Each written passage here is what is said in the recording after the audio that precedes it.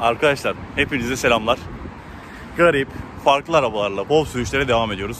Şöyle arkamda gördüğünüz üzere bir kamyonet var. Kamyonetle bir bol sürüş yapacağız. Vallahi hayatımda hiç kamyonet kullanmadım, böyle arabada kullanmadım. Şimdi sizinle beraber nasıl kullanılacağını göreceğiz. Bakalım becerebilecek miyim, bir tur atıp geleceğiz. Görüntü nasıl olacak, nasıl hissedeceğim, sizler nasıl hissedeceksiniz çok merak ediyorum. GoPro Hero 8'i aldım. Arabanın yanına doğru geçiyorum. Yavaştan başlayalım videoya. Bakalım sürüş nasıl olacak. İnşallah becerebiliriz. Ya ben çok berbat arabalarda kullandım. O yüzden bu arabalar bana normal gelir açıkçası. Hayatım kötü arabalar kullanmakla geçti. İlk bakmayın bir pasta bindiğime. Ben önüme gelen her arabayı kullanırım. Şimdi arabayı dışarıdan bir göstereyim. Sonra hemen sürüşe geçiyoruz. Sizin istediğiniz şey bu. Ama önce kanala abone olup videoyu beğenirseniz çok sevinirim. Bir de sizlerden bildirimleri açmanızı istiyorum. Bildirimleri açarsanız videolardan daha rahat haberdar olursunuz. Umarım videolarımı beğeniyorsunuzdur. Hatalarımı, eksiklerimi bana bildirirseniz de sevinirim. Hadi başlayalım. Gördüğünüz üzere böyle küçük bir kamyonet. Çok aşırı büyük değil. Mitsubishi Center mı artık Canter mi nasıl okunur bilmiyorum. Şöyle ön tarafından görün. Bunun da aynı şekilde hastaları vardır. Mitsubishi'nin çünkü kamyonetleri çok tutuluyor. L200'leri biliyorsunuz az çok. İşte bizde eskileri vardı. L200'ün bayağı bir eskisi vardı. Sonrasında bunlar çok tutuluyor. Ayrıca bir de bunların böyle arkası kapalı olanları var ya. Yani bu arabalar böyle biraz farklı tasarlanmış. Çok dar, ince böyle genişliği yok. Ama yüksek tasarlanmış. Yani böyle hani sanki devrilmeye müsait gibi tasarlanmış ama bu tabii aralara girmelerine, sokak aralarında kullanılmasına çok yardımcı oluyor. O yüzden de bu arabalar çok seviliyor. Şurada deposunu görüyorum. Ben çok fazla bilgi sahibi değilim bu araba hakkında. Burada bir hava filtresi borusu ve hava filtresi burada bu aracın. Motorlar bu aracın altında oluyor. Şu alt taraftan bir şey kaldırıyorsunuz. Koltukların altında falan oluyor. H100'lerde de bu şekilde. Ben H100'lerde açıyorduk motorun orayı. Motorun müdahalesi biraz zor aslında. Hani kaput olmayınca biraz farklı bunlarda. Motor üzerinde gidiyorsun böyle zıplaya zıplaya. Kasayı boyatmışlar. Aslında arabanın içi rengi de beyaz ama dışarısı yarısı böyle kırmızı, beyaz. Yani boyamışlar işte ya. Bu kamyonetler böyle olur. İçeri doğru geçelim. Ben şimdi sizi kafama alıyorum. Daha güzel bir görüntü oradan izleyebilirsiniz. Bir kapıyı açayım önce. Geçebileceğimiz kadar. Hadi bakalım. Buradan tutunuyorsunuz ve kendinizi atıyorsunuz. Dediğim gibi ilk kez kullanacağım. Evet, o his var. Düşecekmiş hissi. Vitesler bayağı garip. Ha, bir burada. Şöyle bir, şöyle geri. Görebiliyor musunuz? 1, 2, 3, 4. Vallahi ters vitesler. Şu an boşta. Bir marşa basalım bakalım. Şu an yarım kontak. İyi, camlarımız otomatik çalışıyor. Hadi bakalım. Marşa basıyorum. Vay vay vay. İşte Mitsubishi bu yüzden seviliyor arkadaşlar. Motorlar çok sağlam. Bunların yenileri nasıl? Yenilerini kullananlar yazabilirler mi? Hani değişmiş mi acaba? Bak, geriye böyle taktık. Zaten hemen bipleme başladı. Bunlar da şöyle çevirerek el freni çekiliyor diye biliyorum. Evet.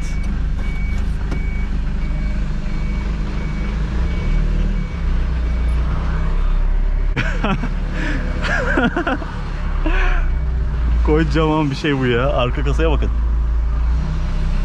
Aslında dışarıdan küçük gözüküyor da içeriden büyük hissettiriyor. Şu ortadaki mili ayağım çarpıyor, alışkanlık. Şöyle bire taktım.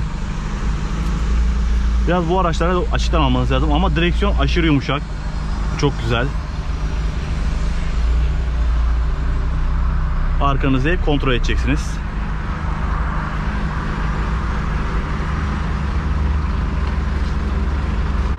Geç bakalım.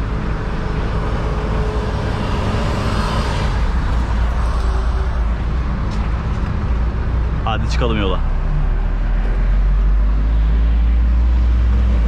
Bunlar da sürekli vites açacaksınız arkadaşlar. Vay vay. Sürmesi güzelmiş ha. Langur lungur gidiyoruz.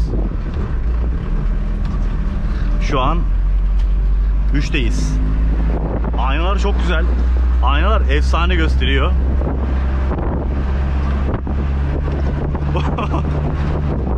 Çok iyi. Ve 5. Vallahi güzel. Ya çok iyi.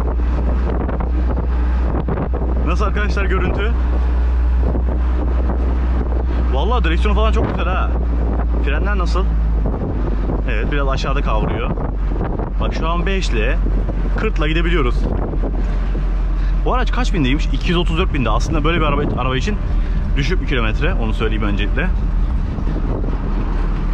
Şöyle gidelim bakayım. Öbür yolu doğru gitmek istiyorum. Buranın yolu çok bozuk. Şuradan döneyim. Çok aşırı sessiz çalışmıyor biliyor musunuz? Yani motorun içeriye çok fazla ses gelmiyor. Hatta şöyle bir camlarımı kapatayım. Bunda havalandırma da varmış. Ve klima bile varmış yani onun için.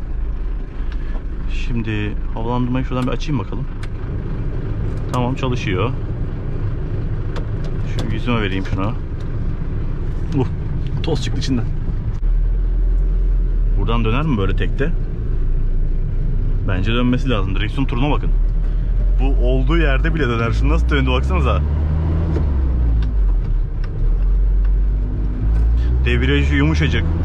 Vallahi bak, abartmıyorum size ha. Debriyaj böyle yumuşacık. Bu arabadan böyle kütük gibi debriyaj beklersiniz ya. Yok öyle bir şey. Ve seri yani, vitesler falan güzel. Ben daha bak 5 dakika olmadı kullanıldı yani. Düşünün, görüyorsunuz siz de benle beraber. Sanki her yerden geçebilecekmiş gibi hissettiriyor. Camları kapatınca gayet sessizleşti.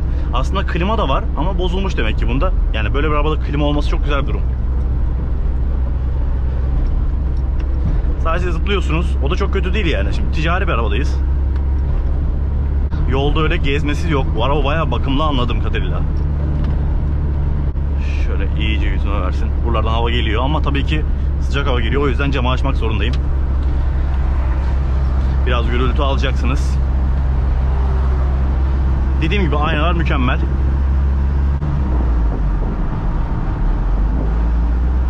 Tamam. 6. vites. 2000 devir 60 ile gidiyor.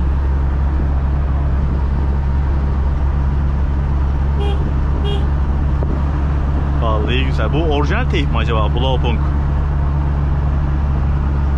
Mazotumuz da var. Buradan biz bir çar caddesi yapalım. Bununla bir cadde yaparız. Cidden kullanması kolay ya. Şimdi ben yolda görüyorum, bu arabaları böyle deli gibi kullanıyorlar arkadaşlar. Hani böyle langur lungur gidiyorlar. O yüzden gidiyorlar demek ki yani. Güveniyorlar. Bak frenlere bak. Frenler sağlam. Ve bak alttayız, gene gidiyor araba. Hiç bayılma yok. Sanırım bunlar 2500 motor ya da 3000. Ama yani Mitsubishi bu sağlamlık hissini gösteriyor. 230 binde bir araba. İş için kullanılan bir araba gördüğünüz üzere. Yani Japon arabası abi, ne olursa olsun sağlam. Bizim ülkemizde pazarlamayı bilmiyor Japonlar. Mazda'sı, Mitsubishi'si, bunlar pazarlamayı bilmiyor arkadaş. Yani Mazda'yı şöyle pazarlasalar var ya, CX-5 o kadar güzel bir araba ki, sağlamlık desen var, ne istersen var arabada. Şurada şöyle 2 ile mi kalkarız acaba? Dur bakalım. Aynen. Burada pek biri kullanmayacaksın herhalde anladığım kadarıyla. 2 ile çok rahat kalkıyor.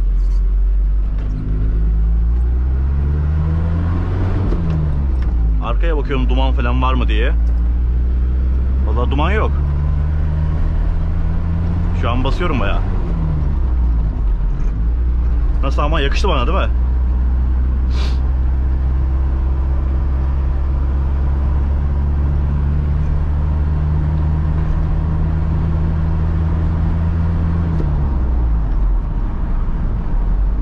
Buralarda sis farları var. On off. Normal farları açıp kapatabiliyorsunuz.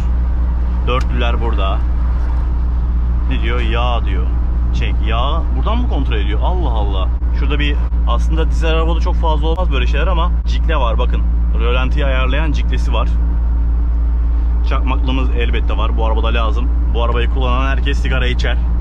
Sadece şu çok garip. Oturma pozisyonu böyle bir garip ya. Böyle düşecekmiş gibi hissediyorsunuz arkadaşlar. Hemen böyle yuvarlanacak gibi. Ön tarafta ucu yok ya bunun.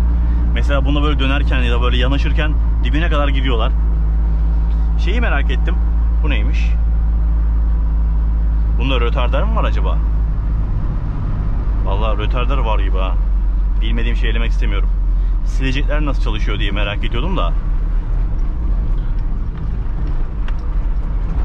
Şöyle 4'e atayım. Zaten şuradan gireceğiz. Bir sinyalimizi verelim. Gayet güzel. Direksiyon ama çok yumuşak. Bak size şöyle direksiyon yumuşaklığını göstereyim. Baksanıza şuna.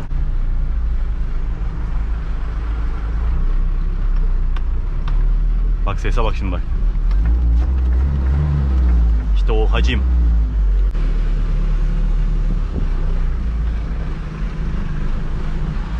Tabii ki bunlarda toz standart arkadaşlar. Standart pakette toz geliyor. Ben hiç burasının temiz olan bir araba görmedim Mitsubishi'lerde. Direksiyonumuzu şöyle düzleyelim. Şurada bir küllük var. Dolu. Burada bir gözü var. Dediğim gibi yenilerini kullananlar ya da bunu kullananlar yorumlara yazsınlar bakalım. Ne kadar yakıyor, nasıl, memnunlar mı? Böyle arabaların hastaları da oluyor. Bu ne ya? Allah Allah. Neymiş bu ya burada ya? Bir yağ haznesi ama fluid, evet. Brake fluid. Fren yağı arkadaşlar. Yani fren yağını buradan koyuyoruz. Çok garip. Göğüsten fren yağı koyuyoruz. Harbiden garip işler. Şu güzelmiş ama. Nasıl sallanıyor araba?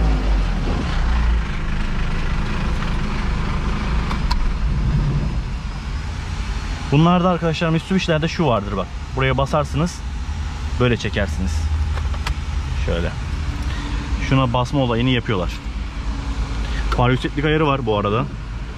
El freni çektik. Vitesi takalım bir de ne olur ne olmaz. Böyle nasıl buldunuz? İnmek biraz sıkıntı. Buralardan kirletebilir. Kasası da bayağı uzun. Bunu sonradan yapmışlar anladığım kadarıyla. Bunların kasası bu kadar uzun olmuyor. Arkadaşlar böyle bir kamyonet incelemesinin daha sonuna geldik. Kanalımızın ilk kamyonet incelemesi hayırlı olsun. Umarım videoyu beğenmişsinizdir. Nasıl buldunuz? Böyle garip incelemelere devam edelim mi? Kamyon sürelim mi? Siz bana görüşlerinizi aktarın. Kanala abone olmayı, videoyu beğenmeyi unutmayın. Kendinize dikkat edin. Görüşürüz.